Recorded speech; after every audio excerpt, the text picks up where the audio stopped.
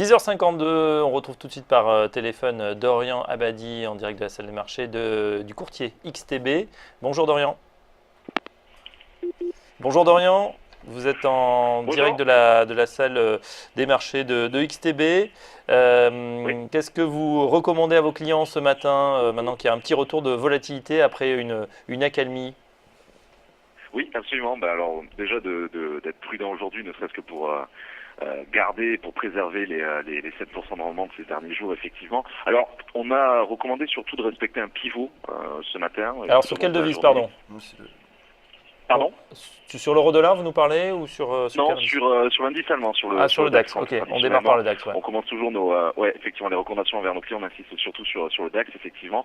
À savoir, donc, les 11 750 en guise de pivot, de ne pas tenter le diable en dessous au-dessus, je dirais, de 50 points d'amplitude, donc au-dessus les 11 800, en dessous les 11 700, mais vraiment d'être extrêmement prudent aujourd'hui, face donc à ces craintes européennes exacerbées, ultra fortes, je dirais, sur le dossier grec et puis sur le dossier espagnol, hein, ces élections qui sont très mal passées.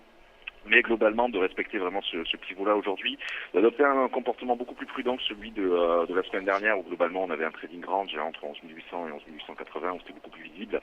Là, clairement, explosion de volatilité avec cette reprise, je dirais, de travail après le congé d'hier. Donc, effectivement, juste ce pivot, 11 750, ne pas chercher plus de 50 points en dessous et pas plus de 50 points au-dessus, très clairement.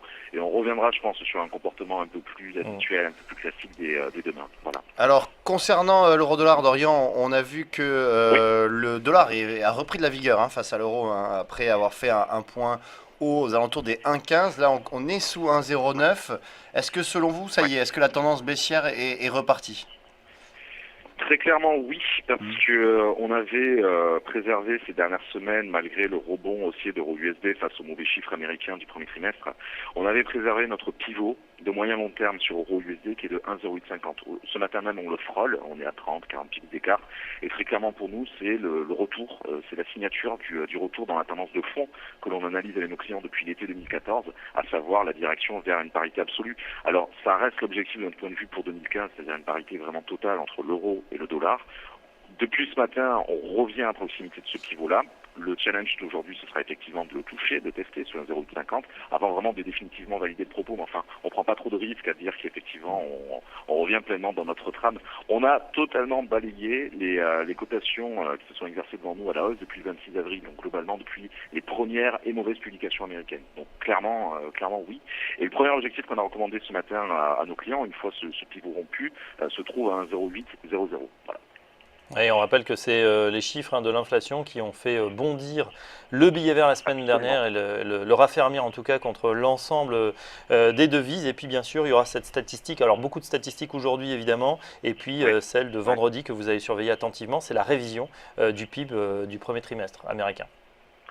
Notamment, mais au-delà de ça, c'est vrai que surtout aujourd'hui, on va surtout éclipser le calendrier par ces craintes européennes. Encore une fois, c'est vrai que ça nous a maintenu en haleine toute la matinée, et ça risque, en plus du calendrier, vous avez raison, c'est vrai qu'il est chargé, mais en plus de cela, on va vraiment revenir sur ces craintes autour du dossier grec, plus que 10 jours vraiment pour trouver cet accord, littéralement, Oui. et sur les mauvais résultats, je dirais, des élections en Espagne dimanche. Donc, il y a beaucoup à faire aujourd'hui sur le traitement des vecteurs, ça c'est sûr. Ouais. Eh ben, très bien, on suivrait ça en tout cas pour nous. Merci Dorian Abadi, on vous retrouve tous les Merci mardis beaucoup. dans Direct Investisseur. Bonne journée, Ouais, bon trade. bonne journée.